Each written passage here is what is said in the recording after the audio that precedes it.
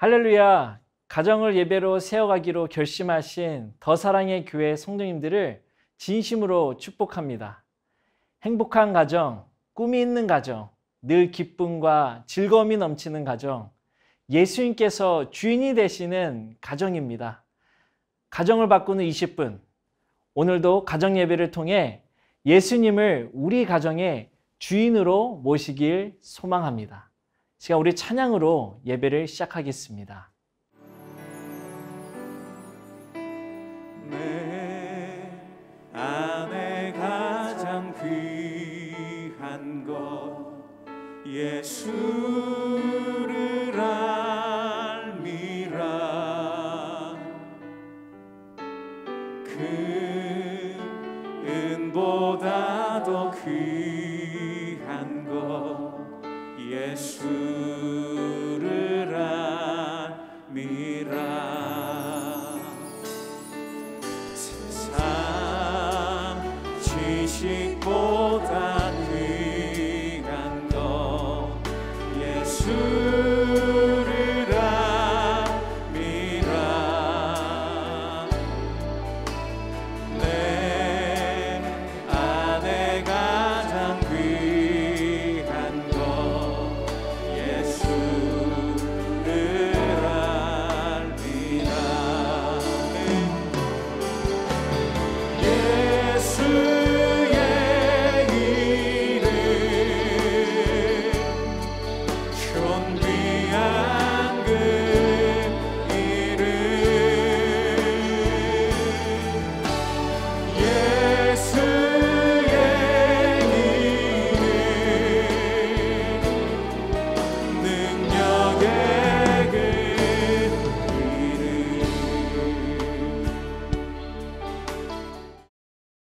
시간 우리 예배를 위해 함께 기도했으면 좋겠습니다.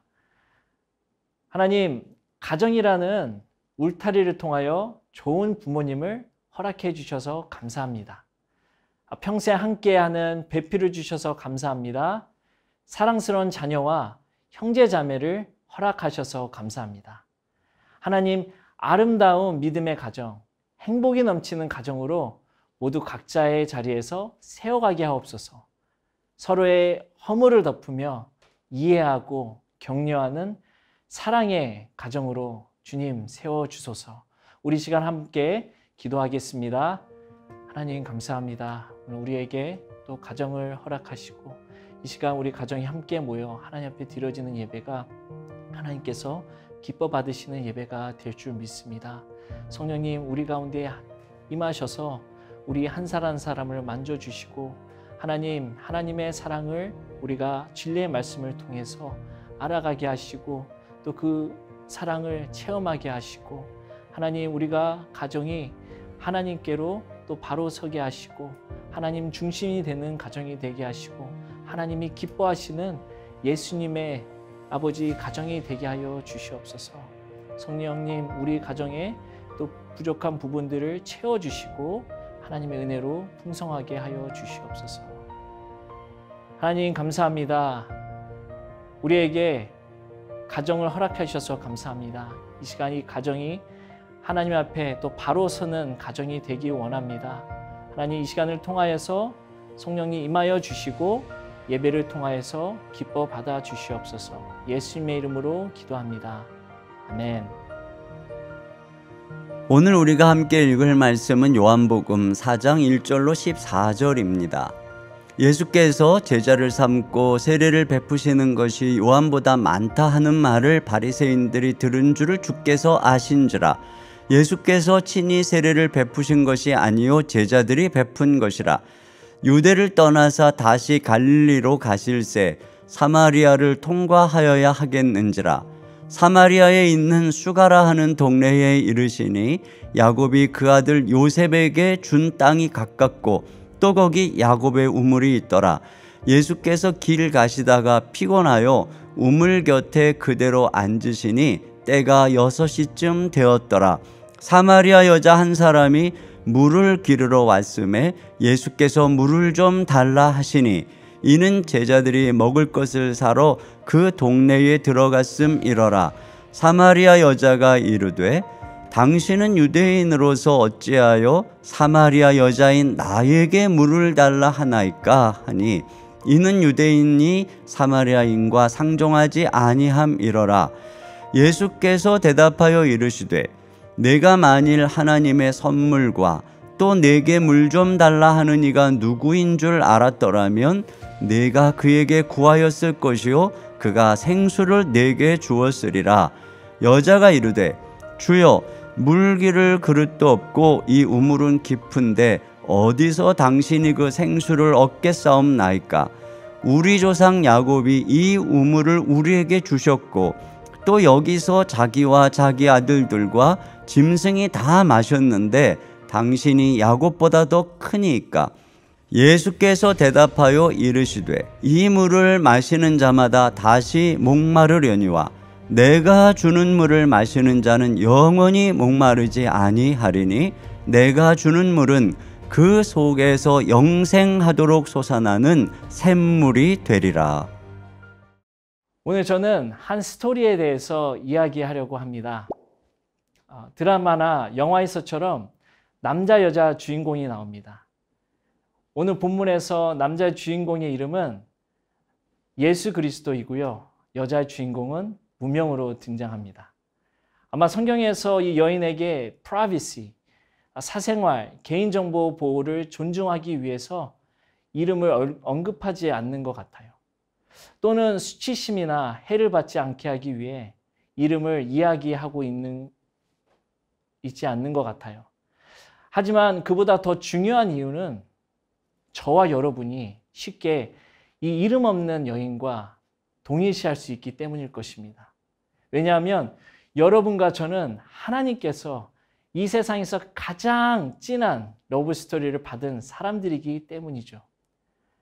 모든 러브 스토리가 늘 그러듯 남자와 여자가 우연히 어딘가에서 만나게 되고 이야기를 하게 됩니다. 전형적으로 남녀가 처음 만나는 미팅 장소가 어디죠? 요즘은 카페일 것이고 옛날은 다방이 되었겠죠. 여러분, 성서시대에는 우물이 남녀의 미팅 장소가 되기도 했습니다. 오늘 본문에서는 그 우물을 야곱의 우물이라고 말씀합니다. 여러분 잘 알다시피 창세기 24장에서 아브라함이 나이가 많아 그의 종에게 아들 이삭의 그 신부감을 찾아오라고 보내죠. 그가 후에 이삭의 아내 리브가를 만난 장소도 우물이었어요. 또 창세기 29장에서도 야곱은 그가 사랑에 빠진 아내를 우물가에서 만났습니다. 모세도 그의 마음을 훔친 아내 십보라를 우물에서 만났죠. 그래서 이러한 시대적 문화적 배경 때문에 나중에 본문 4장 27절에 제자들이 돌아와서 예수님께서 이 우물가의 여인과 말씀을 나누시는 것을 보고 놀랐다라고 이야기합니다. 오늘 본문이 이 장면이 러브 씬이기 때문입니다. 본문 7절에 예수님께서는 사마리아 여인에게 물 좀 달라고 물으십니다. 하지만 9절을 보면 사마리아 여인이 거절을 하는 장면이 나오죠. 당신은 유대인으로서 어찌하여 사마리아 여자인 나에게 물을 달라 하나이까? 이 이야기를 들어보자면 카페에서 처음 만난 여자에게 퇴짜를 맞는 남자 이야기 정도가 되겠네요. 이들 사이에는 만남을 이어갈 수 없는 이유가 있었던 것입니다. 그럼 그 이유들을 한번 살펴보겠습니다. 첫 번째 이유는 헬레니즘, 당시 그 그리스적인 사상과 문화의 영향 때문에 성별의 차별이 있었고, 또 다른 이유로는 이 여인은 유대인들이 상종하지 않는 사마리아 사람으로 인종차별의 이유가 있었습니다. 그런데 자신의 물병이나 컵도 없이 물을 좀 달라고 물어본다는 말은 이 여인의 컵을 빌려서 물을 마시겠다는 말인데, 이 여인의 입장에서는 충분히 당황스러웠을 거예요. 만약 카페에서 커피를 마시고 있는데 모르는 남자가 다가와서 당신 커피 한 모금만 마실 수 있을까요? 라고 물어본다면 기분이 어떨까요? 황당하고 미친 사람인가 할 겁니다. 사마리아 여인의 기분이 이러지 않았을까 생각합니다. 두 번째, 예수님과 사마리아 여인의 만남에 있어 또 다른 장벽은 그녀의 과거에 있습니다. 이 여인은 잘못된 믿음만 가진 것이 아니라 잘못된 인생을 살고 있었습니다. 그녀의 이웃들로부터 손가락질을 받으며 사는 이 여인의 마음은 수치심과 깊은 상처들로 가득 찬 상태였습니다. 그렇다면 이 여인에게는 무엇이 필요할까요? 이 여인의 관점에서 필요한 것과 예수님의 관점에서 이 여인에게 필요한 것이 무엇인지 살펴보도록 하겠습니다. 먼저 여인의 입장에서 본다면 우물가에 간 이유는 목이 말라서입니다. 육체적으로 물이 필요했던 것이죠. 하지만 오늘 말씀에서는 이 여인에게 물이 아닌 다른 무언가가 필요하다는 것을 암시해주고 있습니다. 6절 말씀 보겠습니다. 때가 6시쯤 되더라. 우리 시간으로 낮 12시 정도 됩니다. 중동 지역은 이 시간이 가장 더울 때입니다. 그래서 아무도 밖에 물을 기르러 가지 않죠.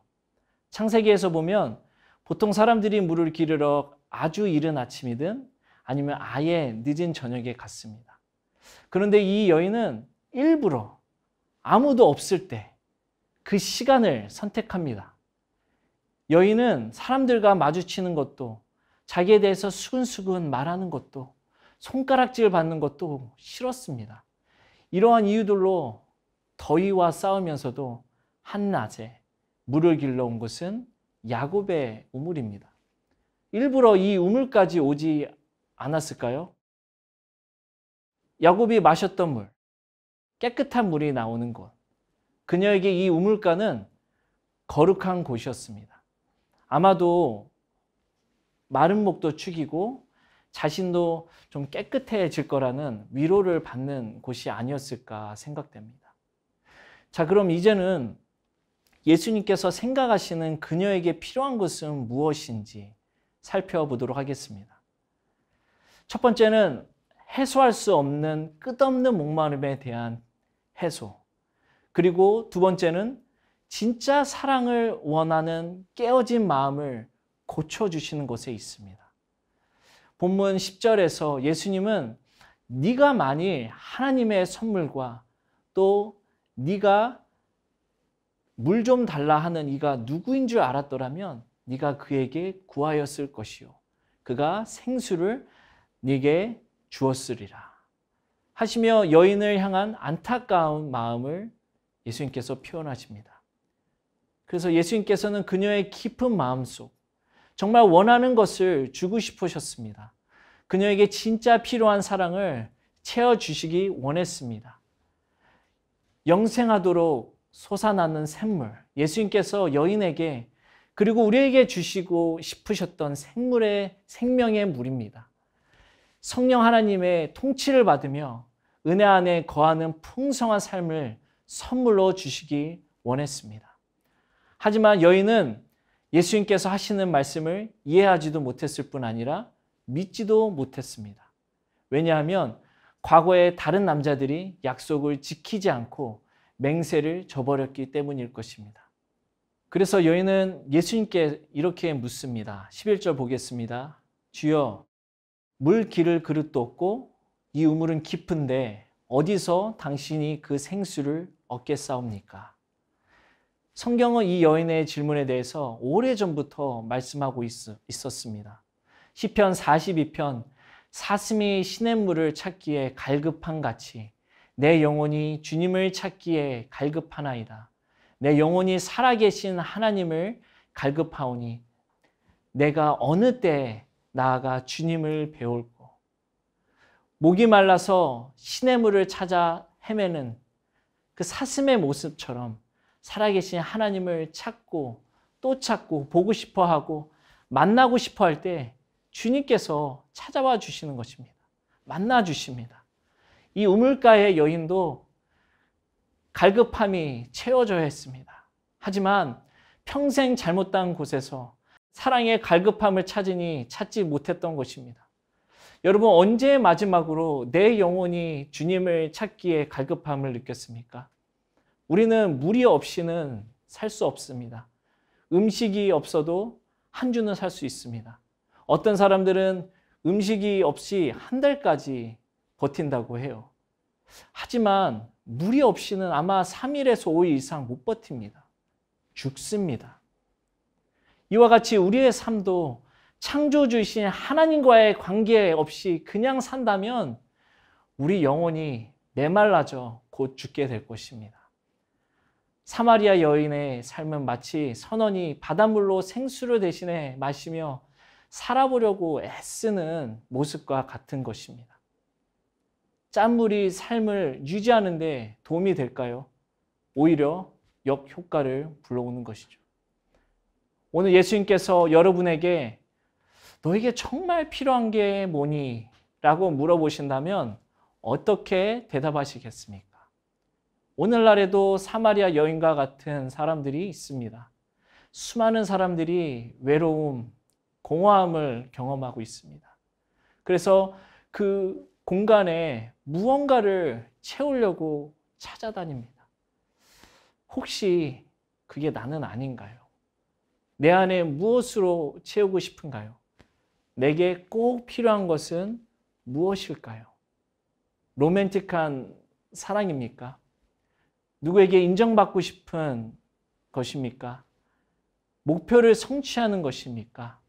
소셜미디어, 페이스북에 좋아요를 많이 받는 것입니까?